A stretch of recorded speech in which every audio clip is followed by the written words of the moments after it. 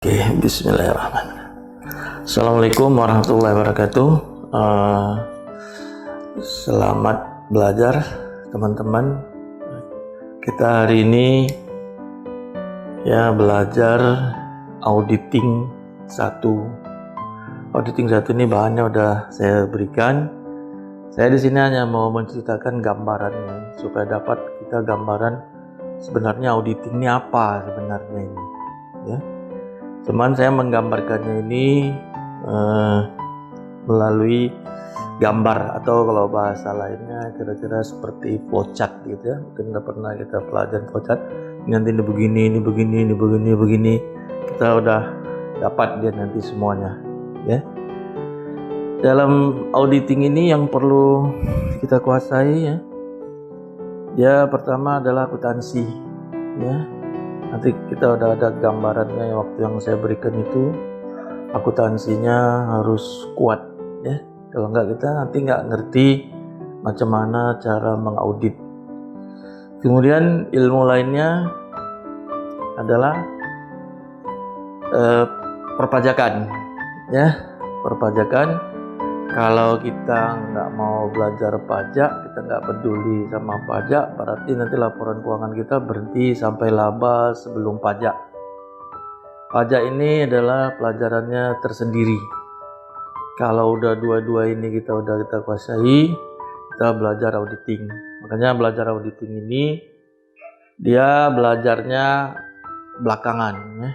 Setelah kita belajar akuntansi keuangan 1, dasar-dasar akuntansi keuangan 1, kemudian kita udah pernah belajar pajak, baru kita belajar auditing.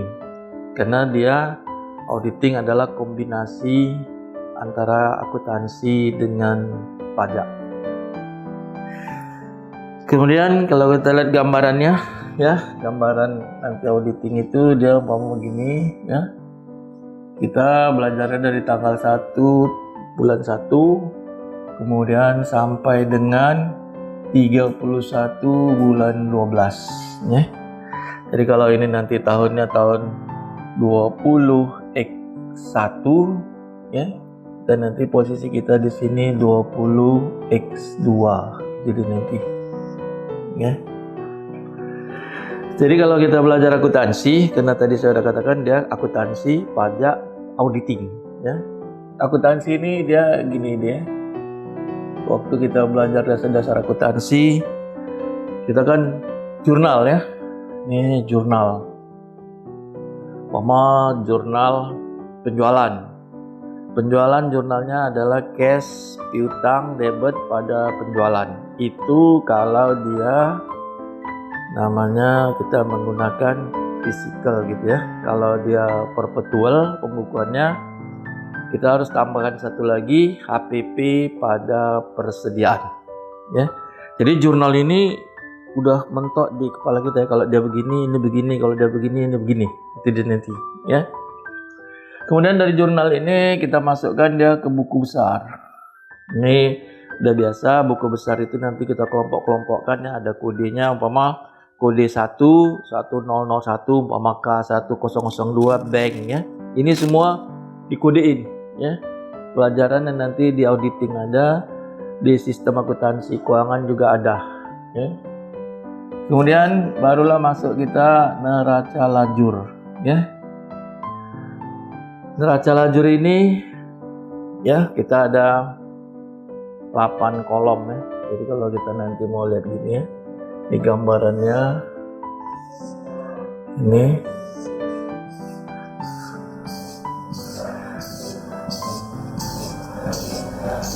Ini namanya neraca lajur. Ini nama perkiraan. Nama perkiraan. Ini nomor gitu ya. Ini neraca saldo ya. Jadi neraca saldo ini kita ambil dari buku besar, masuk deh kemari, inilah dia ya. Kemudian ada adjustment. Nanti jurnalnya namanya adjusting entry ya. Kemudian masuk kita laba rugi ya. Kemudian baru di sini neraca akhir. Ini tetap debit kredit ya. Itu deh. Jadi neraca saldo ini dia harus balance ya, karena kita ngambilnya dari sini ya. Ini debit kreditnya sama, masuk buku besar, debit kreditnya sama, masuk kemari pun harus sama deh. Jadi nanti. Kemudian ada adjustment ya. Adjustment ini waktu kita belajar pengantar akuntansi kita juga sudah ada adjustment. Kemudian waktu akuntansi keuangan 1 kita udah belajar adjustment. Adjustment ini umpama piutang gitu ya. Piutang dagang. Piutang dagang dia debit ya, kalau kredit salah gitu ya. Piutang dagang ini nanti sampai akhir tahun ya, kan ada kita belajar waktu itu umur piutang ya. Umur piutang ya. Berapa, nanti udah berapa lama dia nggak dibayar, kita hitung ya. Inilah kita bikin nanti adjustmentnya. Nanti di sini dibikin adjustment, nanti kita keluarkan sini. Inilah dia debit kreditnya. Sehingga nanti waktu hasil neraca akhirnya dia di sini, ya. Ini adjustment, ya. Nanti di sini ada adjustmentnya. Kemudian aktiva tetap, ya, umpama bangunan, tanah tidak ya. Bangunan ini kalau udah kita gunakan kan dia harus ada penyusutannya, ya. Nanti lawannya adalah di sini akumulasi, ya. Di sini lawannya ada kredit ini, nanti di ini ya kreditnya, gitu terus nanti. Sehingga sampai nanti di ujung ini, ya. Ini kan kalau debit ini kan biaya, ya. Debit ini biaya, kredit pendapatan, ya. Nanti waktu terakhir kredit ini kalau dia lebih besar kredit daripada debit, maka dia di sini adalah laba. Ya. Laba ini ya dia akan ditarik ke sebelah kredit. Jadi nanti sehingga nanti ini semuanya balance. Ini pun balance, adjustmentnya pun balance. Ya. Kalau nanti dia rugi, berarti debitnya lebih besar daripada kredit, berarti dia di sini rugi. Ya, berarti waktu ditarik di sini dia ruginya debit, hasilnya pun balance, gitu deh nanti ya. Ini gambaran ini ya, saya hanya ngulang aja. Kemudian akuntansi itu ini dia. Dari ini sampai kemari ini akuntansi, ya. Nanti ini dasarnya adalah PSAK atau nanti pernyataan standar akuntansi keuangan atau standar akuntansi keuangan. Sekarang ada yang berbasis IFRS, ya. Kemudian dari ini ya, itu dia nanti ya, muncullah di sini namanya neraca ya. Neraca. Di sini namanya laba rugi. Ini diambil dari sini ya. Jadi ini dua ini dipindahkan kemari ya. Pindahkan kemari. Jadilah nanti kalau kita kumpulkan namanya di sini laporan keuangan. Ya. Ya bisa dapat ya, bisa ngerti gambarannya dia seperti itu. Ya.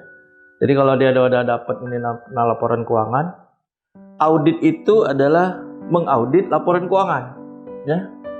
Ini nanti mungkinnya gini ya, karena kan kalau kita mengaudit, kita mau nggak mau sekaligus meriksa pajak, ya, meriksa pajak. Berarti nanti laba rugi kita di sini, ya. Kalau ini dia nanti laba sebelum pajak, ini XX, ya. Kalau ini nanti ini pendapatan, XX, ya. Kemudian total biaya ya, disingkat ya, total biaya ini nanti ini hasilnya laba sebelum pajak, laba sebelum pajak. Jadi auditor ini sendiri pun meriksa pajak ya. Ini kemarin ini akuntansi ya, akuntansi, baru kita cerita pajak sini, pajak baru laba setelah pajak. Ini deh. Berarti ilmunya udah dua ya. Ini satu namanya di sini akuntansi, ini akuntansi ya. Ini akuntansi, pengantar akuntansi keuangan 1 2, udah akuntansi lanjutan ya. Ini semuanya muaranya ke sana. Cuman nanti yang dominan ini adalah akuntansinya. Jadi kalau kita memang akuntansi keuangan 1 dan 2. Kalau akuntansi lanjutan dia adalah cerita perusahaan ya, mau bubar, mau gabung, mau ini gitu. Kalau ini dia membentuk ya. Makanya dia sifatnya ini adalah konstruksi ya. Konstruksi ini maksudnya membangun ya, dari bukti ini terus dibangun sampailah keluar ini ya. Ini namanya laporan keuangan. Diambil dari mana? Diambil dari sini. Mana dia? Ini dia ya. Itu dia. Jadi ini adalah petanya ya. Jadi kalau kita nggak tahu baca lajur ini, kita mau mengaplikasikannya kemari repot. Ini belum belajar auditing ya. Ini baru gambaran dia aja gitu ya. Ini adalah petanya ya. Peta maksudnya dari sana kita menghimpunnya. Ini gini dia ya. Audit ini ya, karena kita di sini ada pajak ya.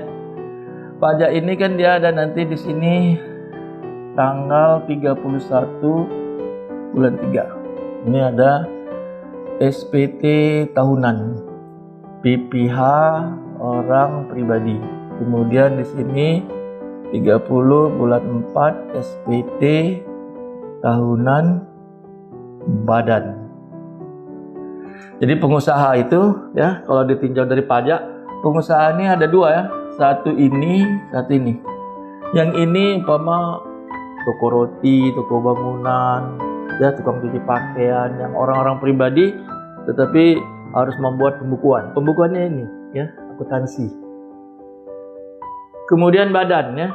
Badan ini ya namanya dia badan, tapi dia pengertian berbadan hukum ya. Maksudnya PT, firma, CP, yayasan semua gitu deh nanti ya. Badan ini. Inilah yang melakukan bisnis yang harus membuat laporan keuangan. Ini dia ya. Ini minimal ya. Nanti kan di sini kita ada laporan ekuitas ya. Sini ada ekuitas. Itu dia. Sudah? Kita waktu mengaudit ya, mengaudit ini kan tidak tanggal 31 Desember kita langsung masuk, gak bisa ya. Karena ini yang membuatnya adalah manajemen ya.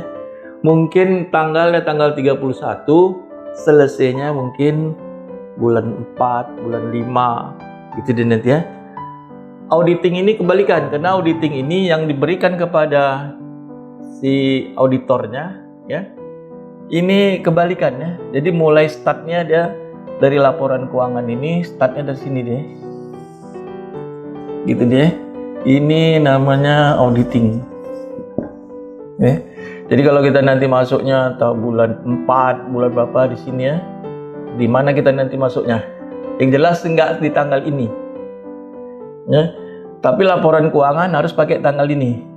Ya, karena kan kita mau menghitung pajaknya. Pajak ini kan paling lama SPT tahunan masukkan ini. Ya kalau kita lebih cepat ya lebih bagus. Maka kalau ini bisa kita terisi, ini bisa terisi. Ya, ini udah otomatis ya, dapat. Jadi kalau tadi kita akuntansinya dia ke sana, ya, auditingnya kembali. Gitu dia nanti ya, auditing. Ini nanti ya, ini ada pajak nanti di sini ya, ini pajak 2 ini. Ya, jadi auditing ini kembali. Jadi kalau kita nanti mau meriksa laporan keuangan, mau mengaudit satu perusahaan ya, PT atau apa di sini, laporan keuangannya nggak ada, ya kita nggak bisa meriksa. Kalaupun meriksa namanya nyusun laporan laba rugi ya, kita nggak meriksa. Kalau memang mau periksa, tutup dulu buku ini. Ya, inilah dia sumbernya. Ya, jadi walaupun ini dibuat oleh perusahaan, tapi kita selaku auditor kita tahu ini, ya, karena ini adalah petanya, ya. Bisa ngikutin ya, gambarannya seperti ini ya. Kan kita prinsipnya gini ya. kita udah memutuskan untuk masuk jurusan akuntansi, ya konsekuensinya harus ada, ya harus tahu akuntansi, ya harus tahu auditing, harus tahu pajak, ya. Kenapa? Karena nanti gini ya, karena kalaupun nanti kita bekerja atau di satu perusahaan atau di apa, ilmu ini hidup, ya yang kita pelajari ini ilmunya hidup. Di perusahaan pun makanya seperti ini juga. Cuman nanti tidaklah nampak dia gambarannya seperti ini, tapi beginilah dia cara jalannya. Paling yang dikasihnya sama kita ini, ya. Laporan keuangan udah jadi. Ya. Kita tinggal belajar dari situ. Pokoknya ceritanya mundur kemari. Udah? Untuk mendapatkan apa? Untuk mendapatkan bukti. Ya. Ingat ya. Ini dikerjakan oleh manajemen 1 tahun. Ya, dari tanggal 1 Januari sampai dengan 31 Desember. Mengaudit itu dari sini sampai sini itu paling lama ya 30 hari kerja atau 20 hari kerja, ya. 20 hari kerja berarti Senin, Selasa, Rabu, Kamis, Jumat. Ya, berapa hari? Berarti kalau 20 hari kerja ini sama dengan sudah 4 minggu. Inilah dia. Kalau dia nanti perusahaan besar paling 3 bulan, 5 bulan, ya. Manajemen ngerjakannya setahun ya. Dari sini sampai kemari. Kita mengaudit hanya beberapa bulan aja, ya. Sudah dapat gambarannya dia seperti itu ya. Jadi nanti ya cerita kita ini dari sini nanti ya. Kita pokoknya udah tahu ini gambarnya gitu. Makanya nanti kalau ini nggak balance, berarti salahnya di sini ya. Ada salah di sini waktu jurnal ini salah. Karena ini awalnya udah balance, ya. Nggak mungkin sampai di ujung nggak balance. Terkecuali kita yang nggak ngerti ya. Kalau nggak ngerti ya nggak balance. Ingat ya, dalam akuntansi itu balance belum tentu benar, nggak balance pasti salah, ya. Contoh ya, contoh umpama ini kita bikin ya ongkos angkut. Ini untuk membuka pikiran ya. Ini. Lawannya penjualan. Ini deh. Kalau ada jurnal seperti ini, ya, ini balance ya. Tapi ini salah. Ya, kalau perkara balance. Letaknya penjualan betul di kredit, betul. Ongkos angkut letaknya dia betul. Tapi kalau yang namanya penjualan, ya, debitnya kalau nggak cash piutang, lain nggak ada. Bisa nangkep ya? Ini maksudnya ini adalah jurnal balance, tetapi tidak benar. Yang benar itu ya gini deh, yang benar. Kalau ini dia penjualan, jadi penjualan XX di sininya harus cash piutang.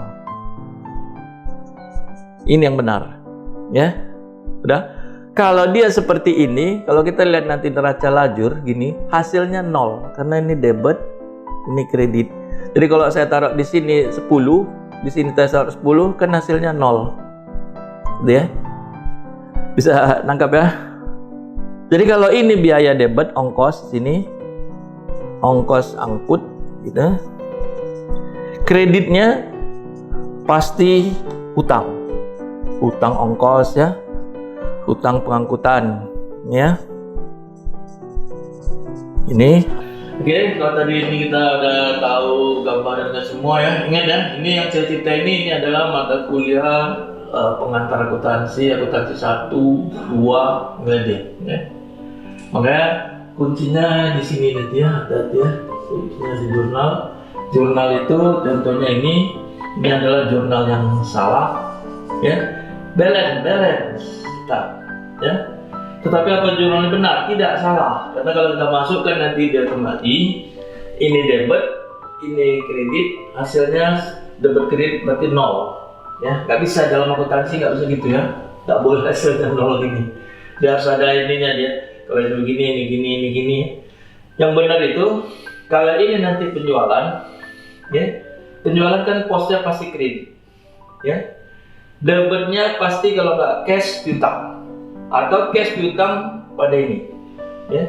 Ini namanya physical, ya.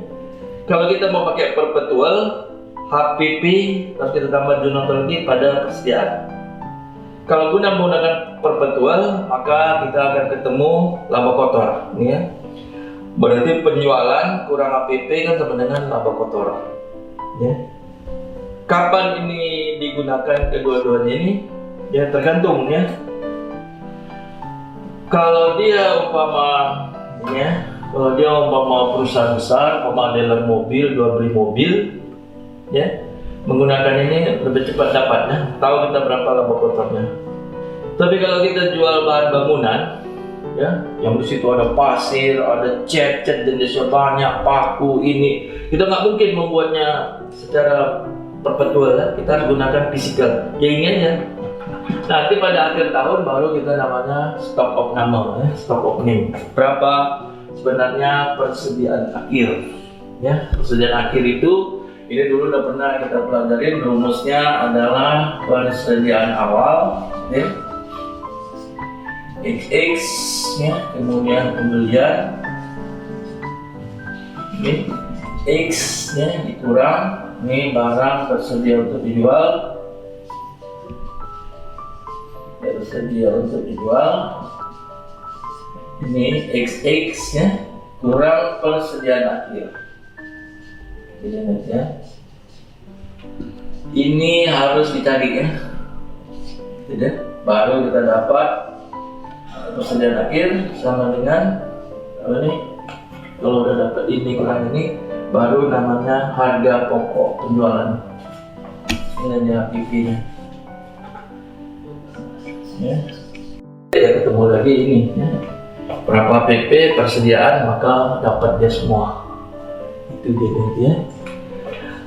Kemudian contoh, ya, contoh kita tadi kan baru cerita yang perlu kita berpikir analitis, ya. Kalau kita berpikir analitis, umpama saya dapat 100 kue, ya, 100 kue ini kan sama dengan apa ini? Sama dengan persediaan barang, ini, ya. Jadi nanti kalau ini, sedangkan gula tepung ini kan nanti jadi biaya, ini nanti jadi pendapatan, itu dia nanti. Jadi kalau nanti ternyata kita jual kue adalah 80 kue, berarti 20 kue harus masuk sebagai persediaan akhir, ditaruh di sini. Itu dia nanti, ya, persediaan. Inilah ini kalau kita cerita kue, ya, ini harus kemari dia. Kalau nanti di sini nggak ada, ya, sedangkan teorinya dia harus begini, berarti ada pencurian, ya. Apa deviasinya, ya? Apakah ada pencurian, ya, atau ada jatuh, waktu bikin kue jatuh nggak bisa dijual? Inilah namanya kita sesuaikan, barulah masuk kita penyesuaian di sini supaya nanti ini balance, ya. Sudah, ini gambarannya, ya. Jadi kita, ya, di jurusan akuntansi ini kita udah memilih, ya, belajarnya sungguh-sungguh, ya. Kita nggak bisa, maksudnya nggak bisa main-main. Ini bukan pelajaran sambil golek-golek di tempat tidur, bukan. Ya, ini bukan hafalan, ya. Akuntansi ini adalah semi eksakta, ya. Maksudnya apa? Dia ilmunya ini, teorinya dia seperti ini, prakteknya pun nanti dia seperti ini juga.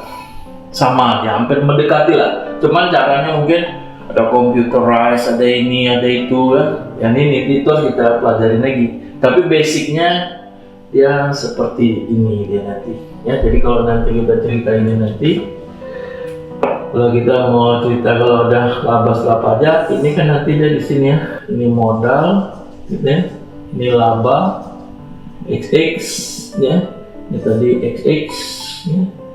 Ini gini, ini harus balance, ya, dengan sini, ya. XX ini harus balance, ya. Kalau nggak balance berarti ada yang salah, karena ini semua udah kita atur, ya. Ini masuknya nanti kemari, gitu deh nanti, ya. Sama juga nanti ada perkiraan-perkiraan yang sifatnya ada di dua tempat, ya. Contohnya ini, ya, persediaan akhir. Ini ikut dalam perhitungan untuk mendapatkan laba kotor, tetapi persediaan akhir ini juga harus masuk kemari, ya. Itu dia nanti. Makanya perlu stop of nama ya, stop of name. Jadi kalau nanti kita mau audit, kita mau lihat persediaan barang ini ya. Karena kalau ini kita nggak dikasih tahu, ini kita nggak tahu ya. Ini kita nggak dikasih ya, waktu kita mau ke lapangan dan nggak dikasih. Berarti ini kan ragu ya. Kalau ini ragu ya, laba kotornya pun ragu. Ya laba akhirnya terus beruntun dan nanti ya. Nanti di sini ini ragu semua ini. Kenapa? Karena APP ini kita tahu nanti kan di sini ya. Karena ada APP terkecuali perusahaan jasa ya. Oke, gitu aja saya kira yang bisa disampaikan untuk pengenalan pertama. Nanti kita coba-coba yang lain lagi ya. Demikian yang bisa saya sampaikan, lebih kurang mohon maaf. Assalamualaikum warahmatullahi wabarakatuh.